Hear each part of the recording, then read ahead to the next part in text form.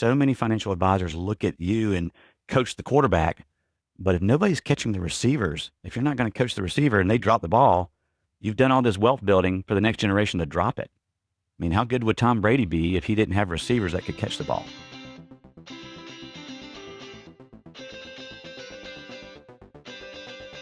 Welcome to today's episode of Think Outside the Boss. Today, I have with me Jim Rasmussen. Jim Rasmussen grew up as the son of a pastor in Savannah, Georgia. His financial outlook was shaped by living in the tension between a penny-pinching dad and a stock investing grandfather. And that tension shaped everything. After 2 decades as a financial consultant for Chick-fil-A, helping operators increase their profit, he found his real calling was helping people grow their wealth to empower purposeful living and giving. So he took a leap of faith and co-founded Pando Wealth in 2016 and hasn't looked back since. Welcome to Think Outside the Boss, Jim Rasmussen. It is so good to have you here. I'm excited. This is going to be fun. Awesome. So I start every podcast with the same question, and that is, when did you first realize that you were a leader? Honestly, I have never really thought of myself as a leader, more of a follower. And what I have done over the years is just try to learn from others and continue to make myself better and then be a facilitator of knowledge. Over time, it's just encouraged me that I actually do know more than most because of the experiences and abilities that I've had to meet so many people and learn from them, that I now am starting to realize I actually have a little bit more influence to help others, and requires me to step up and be a better leader. With great power comes great responsibility. Amen. I loved reading your bio and how you grew up in this tension between a penny pinching dad, who you also referred to on your site as potentially a tightwad, and then the stock investing grandfather. So tell us, just give us a little insight into that and how it shaped you. Well, being a preacher's kid, you don't have a family that makes a lot of money. And a lot of the conversations that I remember is walking through grocery stores and other things is look with your eyes and not your hands. And so it just became okay. We look to try to save money, and a penny saved is a penny earned type mentality. And then I had a grandfather that was in insurance, used to go selling insurance around South Georgia, Americus, Georgia, and surrounding areas. And in high school, he actually bought into some Home Depot and Walmart stock and said, I'm giving this to you as a down payment on your house. Don't do anything for 10 years. And over those 10 years, I got to see the value of that grow exponentially, like more than tenfold. And it opened my eyes that, being intentional, planting seeds, it can grow to something really big down the road. And so how do I get to be more intentional with that? So it's saving on one side and then taking that savings and investing it. So it's really the power of and. How do you do both? That really made the big difference in my life. Yeah, I imagine that was very eye-opening. How old were you when he gifted you the stock? I was in high school right around 1990, so about 16. Okay. So now I want to know, did you buy Bitcoin for your kids? I did not. Haven't bought them anything. I have started minor Roth IRAs for the kids as they make earnings, but it's one of those, I'm not into that at all yet. Yes. Oh man. I was hoping you'd say like, yeah, I bought Bitcoin. I bought the first 3 shares and I wish, but that's the hard part about my role, is that we're constantly looking back at wishing I had done certain things to get somewhere. And I have to be reminded that Proverbs 21:5 says, steady plotting brings prosperity. So if I will just set up some systems and processes and be steady and do that over time, it's going to produce the fruit that I want, versus Yeah. looking at missed opportunities and I guess it's FOMO now, fear of missing out. Yeah. It's Yeah. been huge. Yeah. Okay. So how did you find your way to Chick-fil-A? That was a God moment. I was actually graduating as an accounting degree with Georgia State University and started interviewing. Back then, it was the big 8 firms, and then it got down to the big 6 accounting firms, and started interviewing. Couldn't get into any of those. And a friend of mine from a movement called Chrysalis, or Walk to Emmaus, Curcio, Trace Diaz, those are some retreats I've been on. He was at the number 7 accounting firm, and I asked, could I interview with your company? He said, no, but you know what? since we don't have any positions, I actually was going to interview at Chick-fil-A. Why don't you go in my place instead? I called up Chick-fil-A corporate and interviewed, and within 30, 45 days was hired. So interviewed in June of 96 and started August 12th of 1996. Wow. Cool. And they were like, how big were they at the time? At that time, they were about 570 million in revenues, Okay. and they had one building on their 73 acres. And it's grown. When I left 20 and a half years later at 2016, they were $8 billion. Oh my gosh. Were they just only in Georgia then? I mean, They I don't were even. in malls all around the US, but it Okay. was, I mean, at that point, they're probably around, I don't know, 400 locations. It was Yeah. very small. Yeah. But fun fact, like Chick-fil-A, like created the food court, right? Like the mall food Correct. court. I found that fascinating because like mall food courts have just always existed to me. Truett was the first one to bring it up to the malls, and they were hesitant because they didn't want a lot of trash and things to be spread around the mall and make it messy. And Truett Mhm. came in and started Chick-fil-A in the mall, Greenbrier Mall, 1967, and it took off from there. And the Yeah. first 400 locations all the way up until I think the early 90s is when Chick-fil-A started branching outside of the malls. Hmm. So that was just, he started something and it took off from there. So you were at Chick-fil-A for 20 years and you're working with the operators or restaurant owners and you're helping them increase their profit. What did you learn about leadership and business and finances while you were in that? Like, what was the tie there that you were saying? Typically what I saw is that people started making more money and they didn't know what to do with it. We're taught so well how to plan around a business or a career, and we get focused on how do I make more money, what to do with it, but we don't sit down and figure out what's the financial plan, because the business and the career path is to fuel a financial plan. But most of us don't have the financial plan because a financial plan is to help you accomplish your life plan. And how many of us sit around thinking, oh, I know exactly what I'm going to do with my life and what I want to accomplish. So if Mhm. we don't have that, we don't create the financial plan, then we're just lost with making more money. And the Mhm. leadership things that I saw was that they'd start to keep spending or keeping up with the Joneses. They'd actually not plan well and they just keep buying things. And they would keep going, I'm not satisfied with more. And that's where I started learning, okay, those that set limits and start having an intentional plan to figure out what to accomplish in their life, Mhm. that makes all the difference in the satisfaction and the joy that you see in people. So were they, as they were making more money, were they overspending in their business, like at the restaurant, or were they overspending in their personal life, or was it both? A little bit of both, but more towards the personal side. You get the Okay. nicer cars, you get the nicer house, you get multiple houses, you start being more aggressive with investments into private equity or startup businesses, because as an entrepreneur, it is a drive that you just want to grow and continue to pursue. It's like you got a gas pedal that you want to go over the speed limit. And at some point, you've got to start to figure out, okay, what is it that I'm trying to accomplish versus growth for the sake of growth? What was the inflection point when you realized that you wanted to leave Chick-fil-A and start your own company? The inflection point for me that it shifted from business finances to personal was actually back in 2001 when I had become a financial consultant. And in my first year there, I went on a trip to New Jersey with a business consultant to visit an operator. 16 years in the business, he's at a mall, and he said, come upstairs. I need to fill out an outside sales form in triplicate. He sat there and we waited and we waited and we waited. And it felt like an eternity. You're going, when are we going to get going? He was at the beginning stages of Alzheimer's. And after 16 years with Chick-fil-A, he had no nest egg, nothing saved up. So he was about to be terminated because he couldn't run the restaurant and had nothing to fall back on. And that broke my heart because he had put 16 years in and had nothing to show for it. At that point, I was going, we can do well in business, but if we don't start taking care of ourselves personally, we're in trouble. What kind of legacy or family impact is that going to have?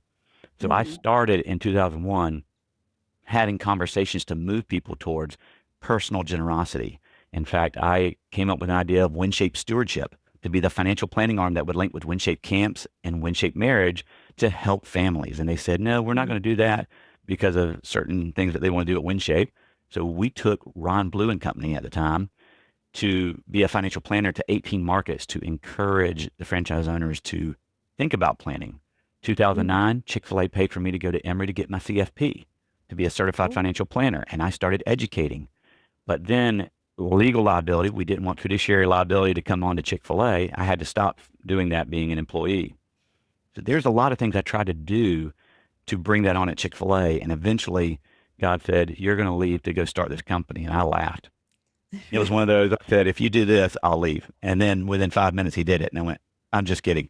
If you do this, I'll leave." And then it it's such a happened. classic. It's one of Like, those, I was going, okay, the fleece is wet, the fleece is dry, you're bluffing, God. Sure, you're bluffing. all the way. And then finally, I looked at my wife and said, "I think I need to leave Chick-fil-A. How much money you need saved up?" And she told me, and I laughed and I said, "Okay, we're going to move our giving back down to 10% because we were trying to get to 50 by 50."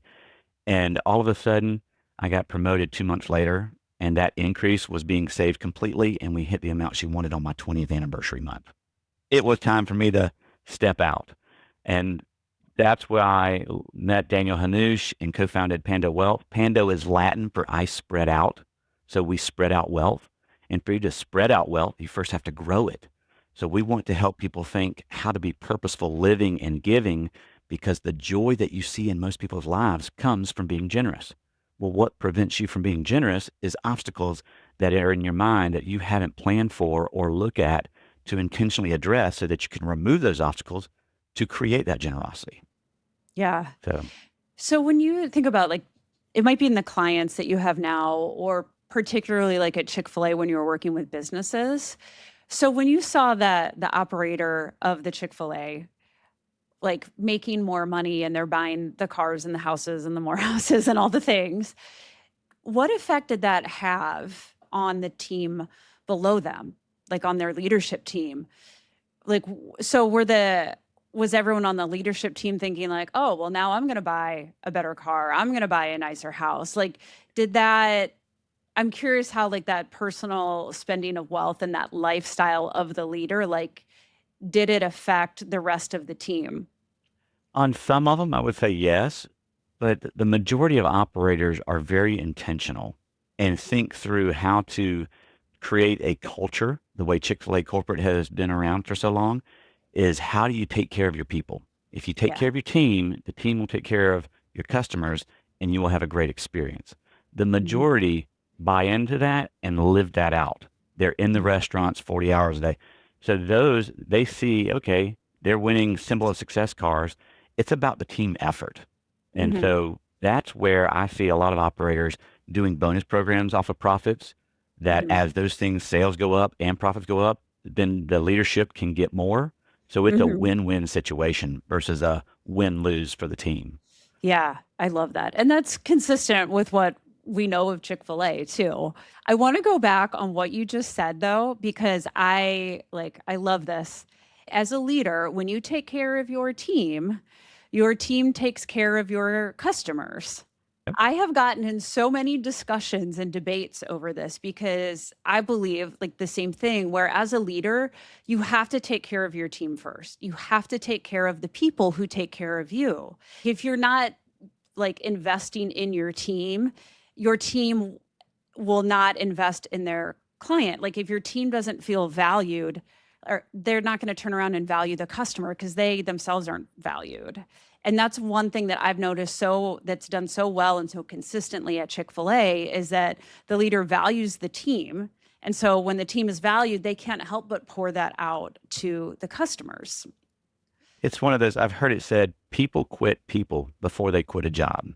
Yes. And Yep. if that's the case, then how do you show that you know and care for your people? When Mhm. people feel they are known and cared for, their cup will fill up and overflow. And that Yes. overflow is what creates the culture and the generosity and the service that you want to have happen to those that you serve. Mhm. Yeah, because I worked in customer service and I worked in the restaurant industry in a previous life, like at a higher level. And so I was selling cleaning chemicals to restaurants. And so I was in a lot of different restaurants. And what you get across any industry is people think like it's just a job, right? Like It's just a job. And they think that because that's how they are treated. And when I first started my business, I wanted to do customer service trainings, but then I realized it's not like the customer service training isn't the way to influence them. The number one thing that will impact your and influence your customer service is actually the leader. That is so true. So it's like, what are you pouring out to your team? Because that's what they're going to pour out to everyone around them, like to their colleagues and to their customers. I think it's also helpful to help people see how they impact the bigger picture. We Yeah. all want to do something bigger than ourselves. And one thing at Chick-fil-A that I saw some operators do really well is they would go around to each position and they'd say, hey, you might think you're only taking the trash out, but do you realize if you weren't here taking the trash out, it would build up and eventually overflow the trash cans? And how many customers do you think will want to come in when there's trash everywhere, outside, inside? They're not going to come here and eat. So what does Yeah. that do to the business? The business will crumble. And then Hmm. they would say, so you have the most important job is taking the trash out. Then you go to the kitchen and you say, hey, do you realize you have the most important job? Because if you don't cook the food properly, food safety, we could actually end up hurting somebody. And that would shut this business down in a heartbeat. Yeah. And then you go to the cashier. And so you say, you have the most important job. If you don't ring up the sales correctly, get it done right to order accuracy, then the customers won't come back. And when you Hmm. feel like you're a part of something and that your work really makes a difference, it Hmm. changes the mentality of those that are leaning in to work with you. Hmm. Yeah, it's like having that vision, or in Pat Lencioni language, having that rally cry for people to rally around. And I think the greatest rally cry ever historically was John F. Kennedy saying, we're going to send a man to the moon, bring him safely home by the end of the decade. And there's that story. I don't know if this is even true, but about the janitor he was walking through the halls of NASA and ran into the janitor. And, someone asked the janitor, like, what are you doing? And he's sweeping the floor, but he's like, I'm putting a man on the moon. That's awesome. I Have hadn't heard you? that one. Yeah, I've heard it. I'm like, I don't know if it's like an old wives' tale or if it's actually true, but I'm gonna go with it's true. But like that's whether it's true or not, that is the vision. That's ideal is when you can get people rallied around one vision that they're a part of, not like, well, that's my manager's vision, and I don't agree with it. So You got to speak from the heart. yes, yes. So we talk a lot about leadership on this podcast. So, in your time like at Chick-fil-A and working with the operators and since breaking off into Pando Wealth, what was the time when you were leading others and you feel like you just hit a wall and you realize, man, I've got to do something different. Like I need a new idea. I got to think differently about how I lead people. To me, it was more of a selfish motivation. This was a time frame back in 2007 to 2011 when I was traveling every other week to the West Coast to meet with operators. Mhm. And I had one of those moments of looking at the past year. I had done 23 trips, and flying from the West Coast back, you lose pretty much an entire day. You catch a 6 o'clock flight in the morning. That's really 9. You land around 3. You're home around 4, 4:30, and time zone changes. I had been going around saying the same thing to multiple franchise owners. And I happened to watch a lady that had done a PowerPoint on video, and she recorded it once and people could just go watch it. And I started thinking, I visit about 60 franchise owners a year saying basically the same thing. How could I use my time more effectively? What if I recorded messages and or do webinars? And at the time, I think it was around 2011, WebEx had just come out, was starting to do webinars. It was right on the beginning of things. And I said, that's the future of communication and reaching people. I came back to Chick-fil-A and said, hey, this is the future of doing financial consulting. And they said, prove it. And I started doing this, prepping for 1 week, would travel, come back, and I would do a webinar on Tuesday, Wednesday, Thursday. And I would do 4 of them to hit all the time zones. So I'd only do 3 topics, one each day. And the first year I did that, I did 57 webinars and hit 1,000 logins. So all of a sudden, I was going, okay, I could come off the road. And the selfish part of me was wanting to come off the road because I had 3 young kids, a son that was around 10 to 11 at the time, and then 2 daughters. And I wanted to be home more. So I had to think, how do I do my job and accomplish it and stay home? And it was just an amazing thing to be able to see that video recorded of a PowerPoint that inspired, how do I start doing this? And it created a whole new communication that I became known as the bottom line guy. I started creating videos called The Bottom Line because it was 2 to 3 minutes and it was about the bottom line and making profit. And so I would talk fast with visuals and people could go back and watch it. And so I ended up being able to stop traveling so much and communicate from one office at the corporate office. You're the financial advisor. What would you say to the person listening who is likely a business owner, entrepreneur? We have a lot of leaders who listen to this episode.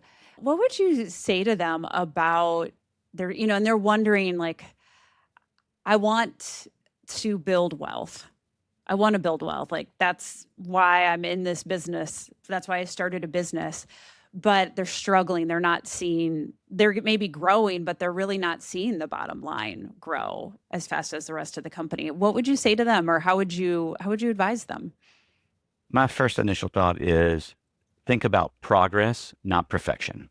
That's a statement that I'm trying to embed in my own thought process because so often we want things to be right out the beginning. And if we can just make progress, and it's kind of going back to atomic habits, make a 1% improvement today. We're not trying to do it all, but if we can do 1% improvement each day, then a year from now, we're going to see drastic changes. So to Mhm. me is don't give up. Don't buy into the fear or the shame or the guilt for what situation you're in right now, because that is not something that God puts on us. That's all off the table. So get those negative thoughts out and let's just focus on doing one thing this week that can change that trajectory. And if Mhm. to me, that is a way to kind of clear out the clutter and think, I've got these 10 things to do. No, just do one thing. Let's boil it down. Simple. It's not easy, but let's start making a little bit of progress. And then what's your magic formula? What's the path to help people when they start doing like that one thing? How else do you help them like change their thoughts about money or their behavior about money? One of the biggest things, it goes back to our firm verse and what I just did a devotion on is really First Timothy 6:17 through 19. And so I'm going to read you, this is the first part of it and just kind of give you, this is how I would frame it.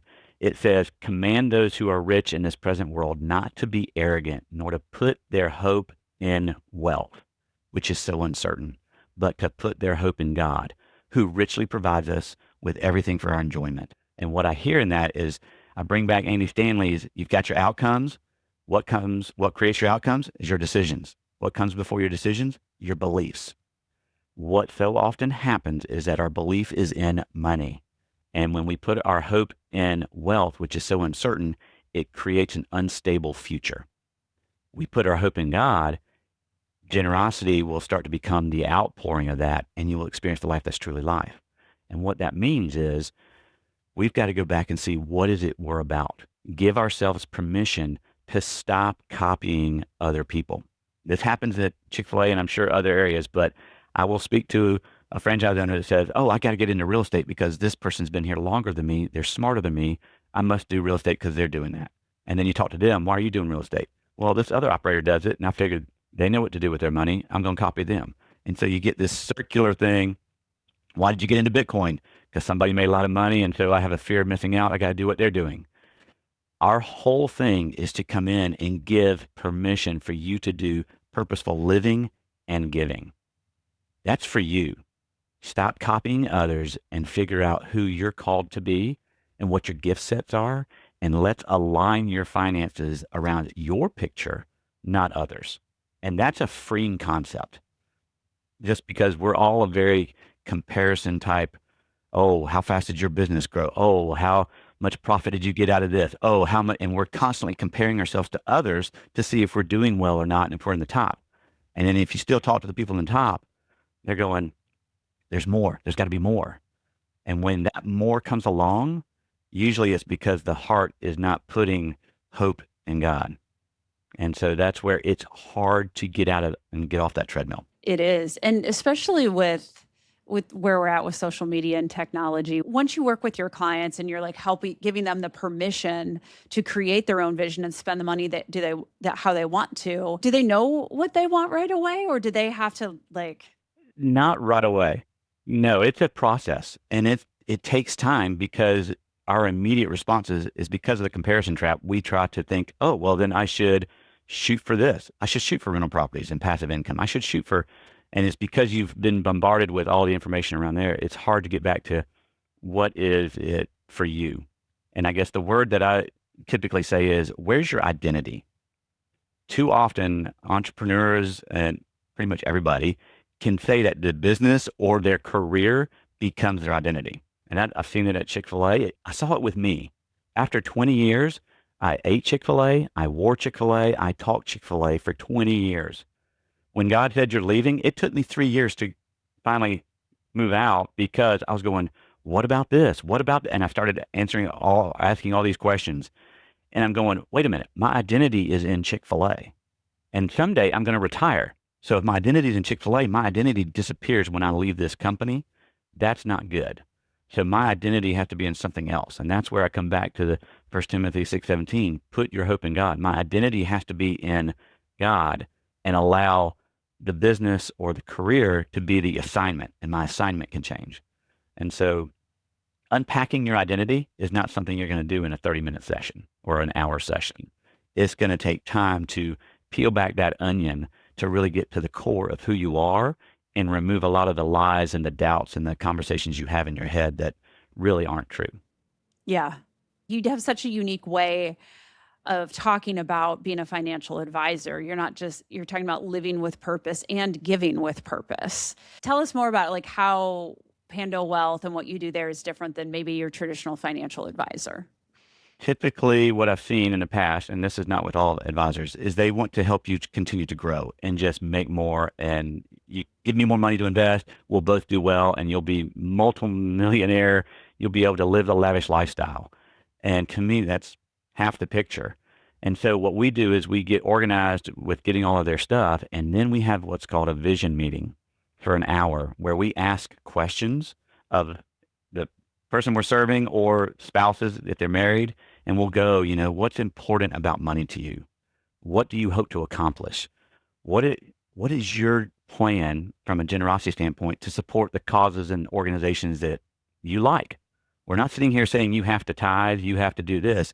We want to make sure, are you planning to give and what percentage or dollar and how are you executing that? And we're asking questions to peel it back and go, what's your earliest memory of money?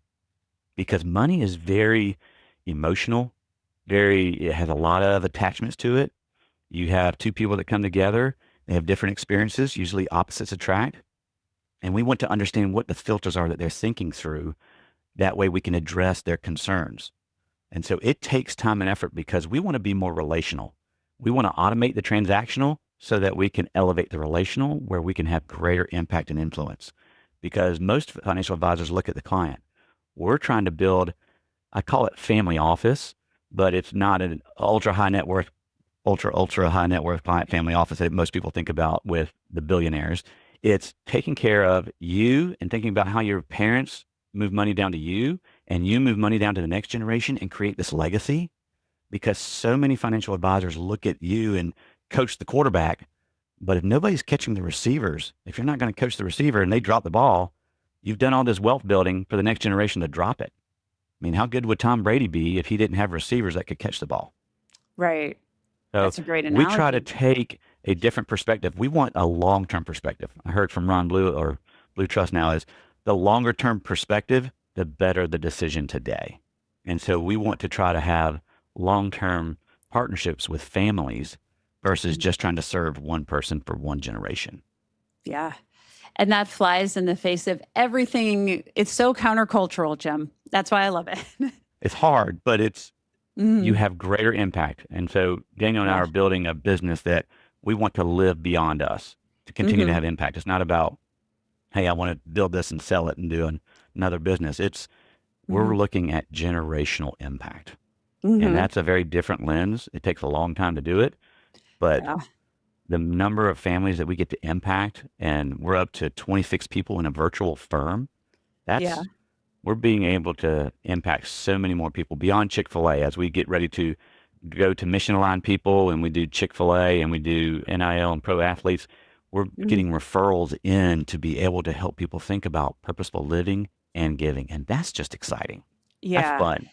You mentioned NIL. Talk about NIL. As a parent, I also have 3 kids, my old 8, 11, and 13.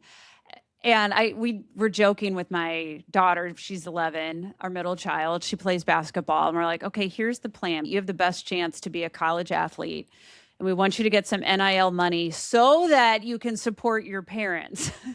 Like, there's ridiculous amounts of like, "Oh, they got 800 grand." And I can't, like, talk about what you do in that space. Well, we have some people that are already in this situation that are Mhm. connecting with us. So we have an employee that has this situation coming up, and they're around others that are a little bit ahead of them, wanting to just understand the situation. And what we've seen is that in the basketball arena, about 68%, I think is what the stat was, close to that, after their NBA stint, they're financially broke, which is unreal to think that all this money comes in and in 3 to 5 years, people are broke when they leave. Does that That have anything to do with NIL, or is that just it, generally? generally financial principles. And so in Okay. NIL, what's happening is that you got the name, image, likeness. The college is going to be making money off, so they pay the students for using their pictures and bringing in revenues. Well, those students are going to get this money, and at 18, 19, you get $1 million. What do you do with it? It's going to go out the door fast. But if you can Right. actually invest it and say, okay, well, why don't we set up a little company and do a 401k and put some of this money away for retirement for the future, longer term perspective of this NIL money. What if you get injured? It could disappear overnight. Mhm. So we're trying to jump on the other side of the fence and say it's prudent to think about all the options and say, what do you want to do? Okay, well, let's take $100,000 and go invest and get a car or do something that you want to spend the money for all the hard work. Yes, Mhm. absolutely. Yeah. Do that purposeful living. I don't want to see what happens in some is that I save my entire life to get to retirement and I'm wondering if I have enough. As soon as some people have retired, they actually wonder, will it last long enough? And they never do anything. So they just Mhm. spent their entire life doing nothing. Yeah. It's a So different we can, anxiety. it very different. And so your fears switch. And we want to come in and go, you might have that fear, but as we look at this, it's okay to go on we told one couple here that, yes, you can go spend $10,000 on a vacation. Isn't that kind of lavish? We Yeah. looked at the plan and went, yes, it's kind of lavish. If you think of, okay, $1,000 is your typical vacation. Yes, it's lavish, but Mhm. look at what you're going to have. It's not going to stop you from retiring and still being able to make ends meet. It's Yes. buffer. I love that you handled both sides of that coin of like, yes, you want to save for the future, but also enjoy your life now. And you're giving people permission to spend their money how they want to take a vacation, and also very smartly, like, save it for the future too. All right. To wrap up, are you ready for the lightning round, Jim? Fire away. Awesome. So, 5 questions that I ask of every guest to wrap up the episode. The first is, do you have a favorite personality assessment? I've taken a dozen of them, and one of my favorites, I would say, is I said this, you heard that. It's breaks it down into 4 personalities that's similar to some of the other tests out there, but it really simplifies it. There's a yellow, red, blue, and green, and it really helped bring language into how to communicate to certain people. I know that if I'm talking to somebody who's a yellow, I need to use joy and excitement and fun. If I'm talking to a red, I need to talk about control with money. If I'm talking to a blue, I need to talk about security with money. And then if I want to talk to a green, I need to talk about peace or harmony about money. And so when I can speak on a money topic and get it to those, it will resonate and be received a whole lot better. I love how you not just answered the question, but you said why. And it's all the things I endorse too, of like, it's a common language. It helps you relate to people and build self-awareness. So awesome. Second question, what is a book that was instrumental in your life? I would say Eternity Portfolio by Alan Goddard. Chick-fil-A passed this out, I don't know, 20 years ago Okay. and read it. And it kind of was a paradigm shift for me. I've felt like God is saying, hey, you're going to get in the financial space and it feels weird to talk about money because money is the root of all evil. But it's the love of money, not money itself. It's just a Mhm. tool. And that book said a way to leverage money was to actually set up a tier system that as you make more, you give more. And Hmm. it blew my mind when I saw somebody making $58,000 a year, if they're in their early 20s, and they would give 10% from 0 to 40, and then from 40 to 70, they would give maybe 12 to 15%, and then 70 to 100, they would give 20 or 18%, and then 100, 130. So as they made more, they kept increasing it to where over 170, they gave away maybe 35 or 50%. It said over 40 years, this couple would give away $1.6 million. And it blew my mind because I keep thinking $58,000 a year, I'm not going to be able to do anything. But what they did is they said, over the next 40 years, you're going to give this much away. How do you Hmm. be strategic with it? Hmm. Pick 3 organizations. Don't give a little bit to a bunch of organizations where you cover admin costs, but literally give maybe 500,000 to 3 different organizations. And what impact could you have if you were focused with that kind of generosity? That's good stuff. That's so good. What is some of the best advice that you've ever received? One that kind of broke open the genie bottle was a manager of mine looked at me, and I was in a group of guys that just come over. I had passed the CPA exam, but for me, CPA stands for can't pass again. So I was sitting around with other CPAs and MBAs and people that were in the job a lot longer, and I felt inferior to them. And the manager looked at me and says, "You have an education, you have something to offer. You need to start putting your ideas into the pool and let us hear them because you might share 10, but if we take one that can change the company, that's worth it. So don't look at I gave 9 ideas and it didn't happen. You gave one and it changed the company. And so from that point on, I started dreaming and wondering what's one thing I could do this year to change the company for good. And so that was something I tried to do each year as I was trying to grow. Cool. Number four, what is a failure you cherish? So many. All right. The biggest one that has had a lasting impact was before I left Chick-fil-A, I had met a guy through the CFP program that did investments. And I was excited to see because he was making money and the excitement of big returns, et cetera. I told him to try his method for a year before I would send anybody his way. And his method was after a year, he showed it to me 10 great months, 2 bad months. And so I was like, okay, that seems pretty promising. I wanted to use it for generosity because my thought process was if we could grow people's donor advised funds really fast, we could actually give more to the kingdom. And so I was Mhm. excited about that. And I brought some clients in, and the guy went off the deep end, left, and didn't put some sales on. And after the first month of people bringing money over, 50% reduction. I lost some friendships because of the lost money. Yeah. And that was hard because you have friendships over 15, 20 years, and then to lose it over a loss in some money was Mm. very trying and very hard. And Yeah. so going forward, I try to let people know we don't take risks. This is what we do. If we want to take risks, here's the really cons. I want you to understand the full picture so that Mhm. you understand what you're getting into versus what had happened. Yeah. And like they lost money, but they lost trust. Yeah. Like that's what broke. And that's trust Hmm. is the foundation of any relationship. Of any So, relationship. And it takes a yeah. long time to build that trust back. All right. Last question. So, you are a speaker and you are called onto the stage. What is your hype song, Jim? What is your walk on music to get the crowd going, to get you pumped up? I would say anything that is rap oriented. So what I want played at my funeral is Lecrae's song "Don't Waste My Life." And Nice. so it's one of those lines that it says, people get to living for a job, make a little money, start living for a cause, get them a wife, a house, kids, and a dog. When they retire, they're living higher than a hog. But guess what? They didn't really live at all. To live is Christ, and that's Paul ever called. To die is gangsters, but for Christ we give it all. He's the treasure you never find in the mall. So to me, it's just reframing the mindset. Is don't waste your Yes. life. And we're putting that clip on everywhere in social media and it will go viral. Go for it. Yes. I love it. So Jim, before we wrap up, is there anything that I haven't asked you that you wanted to talk about or that we haven't mentioned yet today? Not that I can think of right offhand. To me, it's one of those things that some people in their position, they feel like I can't afford a financial advisor and things that would cost money to help me save money. And so what Mhm. the return on investment to me is start talking to friends or families. You're not alone.